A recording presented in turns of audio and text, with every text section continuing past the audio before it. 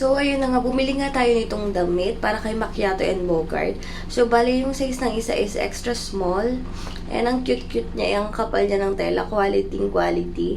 And sobrang affordable lang din niya, wala pa siyang 70 pesos. Pero minsan depende, doon nakalagay. Depende rin sa size.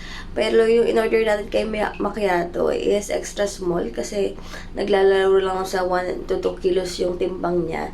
And kay Bogart naman, almost 10 kilos na si Bogart. So, large yung in-order natin sa kanya. So, kulay brown nga pala yung napili natin kasi iba-iba yung available colors doon. Merong green, merong red, and iba-iba pang kulay. So, ang gusto ko nga sa kanya kasi pang formal na rin itsura niya. Tapos, ang cute-cute.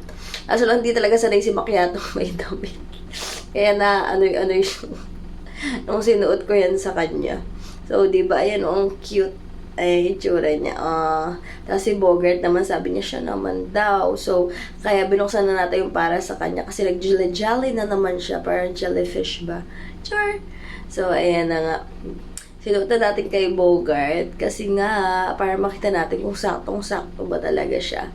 So, sakto naman siya. Natuwa naman ako kasi sakto naman. Kasi nga, hindi nakalagay, naka-indicate yung kilos doon. Kumbaga inches. Tapos, sa back, neck. Wala kasi yung tape measure, kaya tinansya ko lang siya. So, buti naman sakto lang siya sa kanilang dalawa. And, ayun nga, ang cute-cute nila.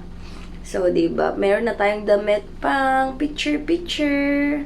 Kasi nga, yung mga damit nilang inangat-ngat nila, kaya wala nagtatanggal. Pero, ayun, pang picture lang naman. And, ang kapal rin ng tela niya. Ayun, diba, ano pa din si Macchiato. So, ayan yung itsura niya. O, diba, nagwawala na si Macchiato.